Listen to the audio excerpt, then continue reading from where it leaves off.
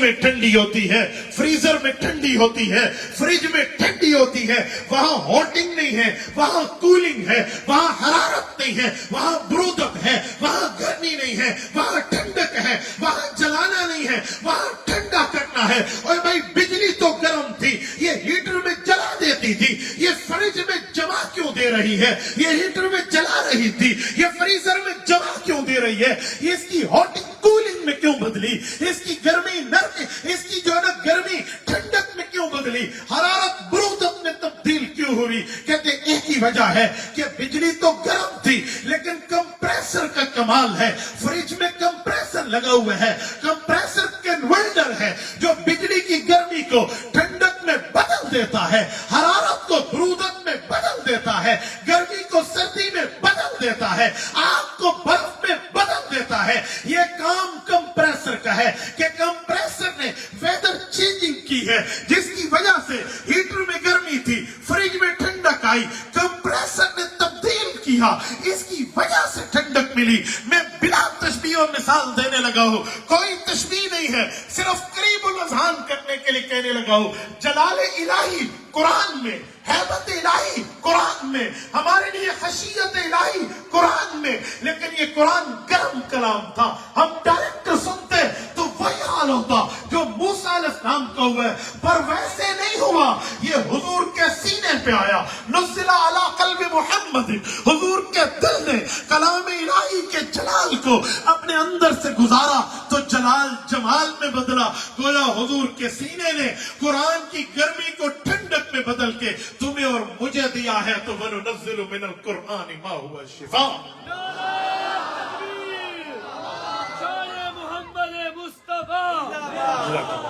ہمارے لیے یہ ٹھنڈک میں تب بدلا، شفا میں تب بدلا کہ وجہ سرور کائنات کا سینہ تھا، حضور کا دل اقدس تھا، قلب مصطفیٰ کی ہمت تھی، قلب مصطفیٰ کی محنت تھی، قلب مصطفیٰ کی طاقت یوز ہوئی اور حضور کی جوانی یوٹیلائز ہوئی اور قرآن ہم تک پہنچا ہے۔ تکلیف صرف حضور نے برداشت کیا۔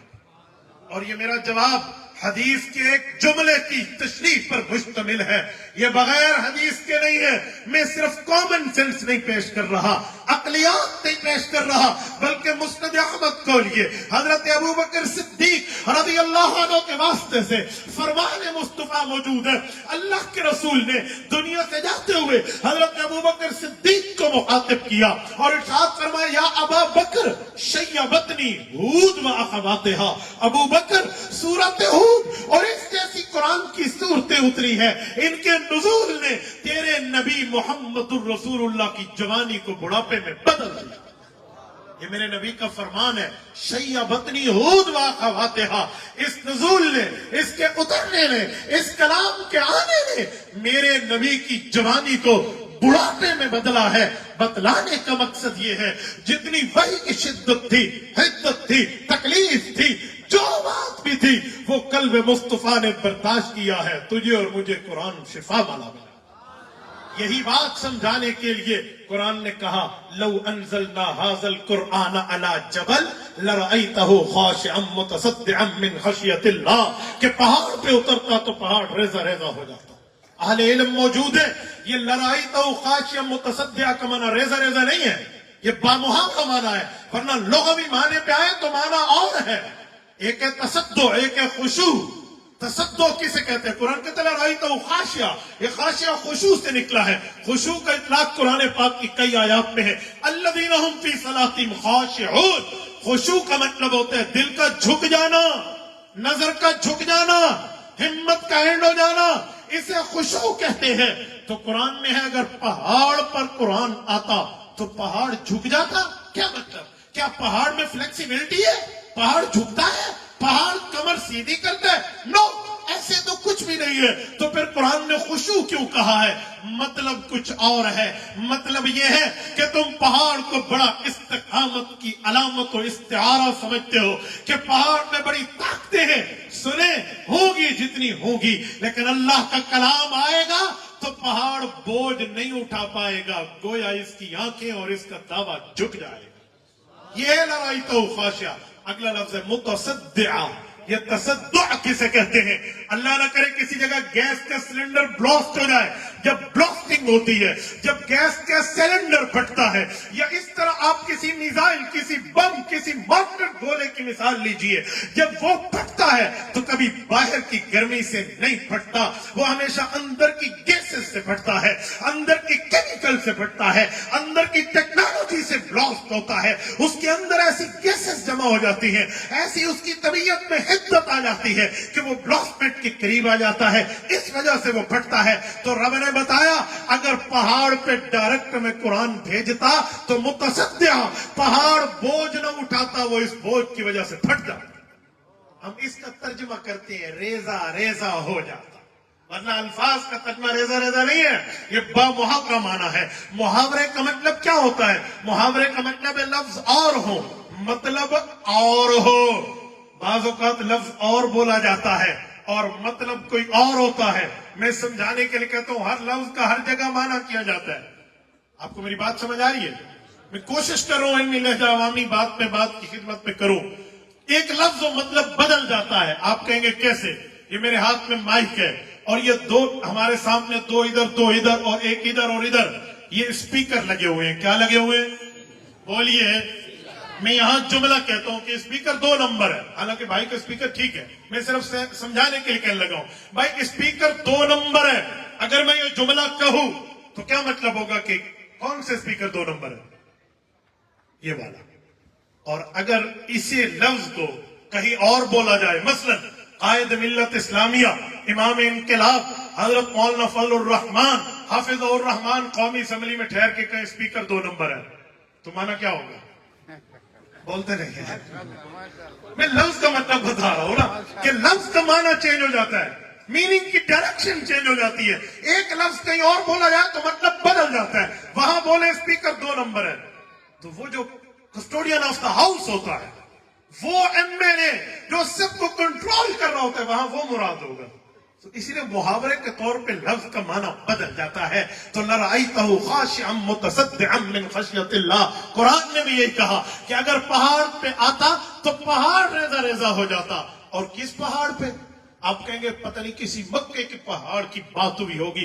ماؤنٹ ایوریسٹ بہت بڑا پہاڑ ہے، ہمالیہ بہت بڑا پہاڑ ہے، K2 کا نام دنیا میں ہے، 29,200 فٹ ماؤنٹ ایوریسٹ کی جو ہے نا ہائٹ ہے اور بلندی ہے، اس کی تو بات نہیں ہے۔ سنیں قرآن نے اس کا جواب دیا ہے، فرمایا لو انزلنا هذا القرآن على جبل، لفظ علی الجبل نہیں ہے، لفظ جبل پہ الف لام نہیں ہے، یہ معرف باللام نہیں ہے، الجبل نہیں ہے، جبل لن ہے۔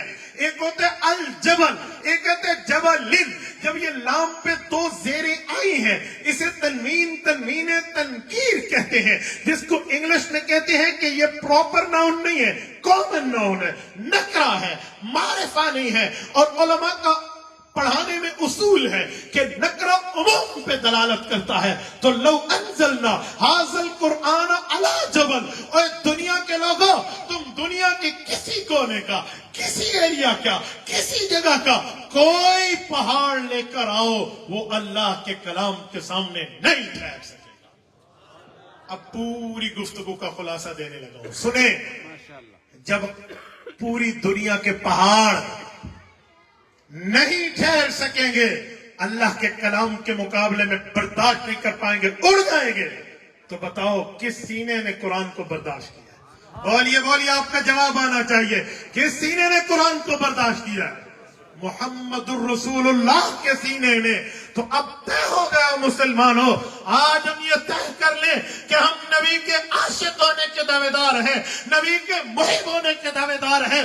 تو محبت پتہ چلتی ہے تب جب اطاعت کی باری آئے، فالوئنگ کی باری آئے، اتباع کی باری آئے، بات تسلیم ماننے کی باری آئے، پھر محبت پتہ چلتی ہے۔ اس لیے کہا گیا ہے لو کان فی حبک صادقا لاطعتہ ان المحب لمن یحب مطیع، اگر تو محبت میں سچا ہے تو جس سے محبت کا دعویٰ ہے اس کی بات کو تسلیم کر، تب تیری محبت سچی ہے۔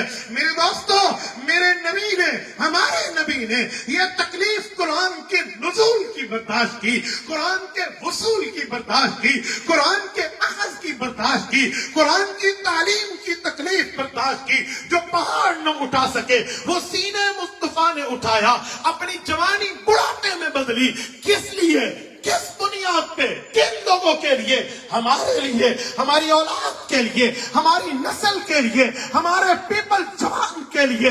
اللہ کے نبی نے تکلیف برداشت کی. آج قرآن ہم تک پہنچا. اب ضروری یہ ہے, اب لازم یہ ہے کہ ہم لوگ یہ طے کر لیں کہ ہم نبی کے طریقے پہ عمل کریں گے. حضور آپ نے تکلیف برداشت کی ہے امت تک قرآن پہنچانے کے لیے. ہم پیغمبر کی سنت پہ عمل کریں گے. تکلیف ملتی ہے برداشت کریں گے, تانے ملتے ہیں برداشت کریں گے, اعتراض ملتے ہیں جواب دیں گے, کوئی objection آتا ہے آنسر دیں گے, کوئی غلط بات سامنے آتی ہے سینہ پیش کر کے ڈیفنس اور دفاع کریں گے. کبھی شریعت کے اوپر عمل سے پیچھے نہیں ہٹیں. اگر یہ بات ہے, اگر یہی بات ہے اور معاملہ یہی ہے کہ ہم ایسے ہی کریں گے تو پتہ چلا ہمارے سینے میں نبی کی تکلیف کا احساس ہے, ہمارے سینے میں پیغمبر کریم علیہ التحیت و تسلیم کی گفتگو کا, ان کی قربانی کا, ان کی محنت کا, صبر کا احساس ہے. اگر احساس ہے تو پھر مبارک ہو. کل قیامت بھی بہتر ہے, قبر کی رات بھی بہتر ہے, محشر کا دن بھی بہتر ہے, پل صراط میں بھی خوشخبری ہے, جنت کا استحقاق بھی ملے گا. اور اگر نبی کی سنت سے ہٹ جائیں گے تو پھر کوئی کامیابی نہیں ہے. میں سلام پیش کرتا ہوں ان اساتذہ کو, ان بچوں کو, ان کے والدین کو, ان کے معاونین کو, جن تمام کی تگ و دو کے نتیجے میں آج آپ کے سامنے قرآن کے حافظ ملے ہیں. طے کریں کہ ہم خود بھی اور اپنی اولادوں کو قرآن کے لیے بھیجیں گے. جتنے دوست بیٹھے ہیں کریں گے, اپنی اولاد کو قرآن کے لیے بھیجو گے. جو تائید کرتا ہے ہاتھ کھڑے کر کے تائید کرے. آپ بھیجیں گے اپنی اولاد کو قرآن کے لیے, دین کے لیے بھیجیں گے, ایمان و اسلام و مذہب و اقان و احسان کے لیے بھیجیں گے, شریعت کے لیے بھیجیں گے. اگر یہی بات ہے تو میں یہ کہہ کر بات ختم کر رہا ہوں. جاؤ جا کے مہر تاباں سے کہہ دو اپنی کرنوں کو گن کے رکھے, میں اس جہاں کے ذرے ذرے کو خود چمکنا سکھا رہا ہوں. اقول قولی ھذا واستغفر اللہ وآخر دعوانا ان الحمد للہ رب العالمین.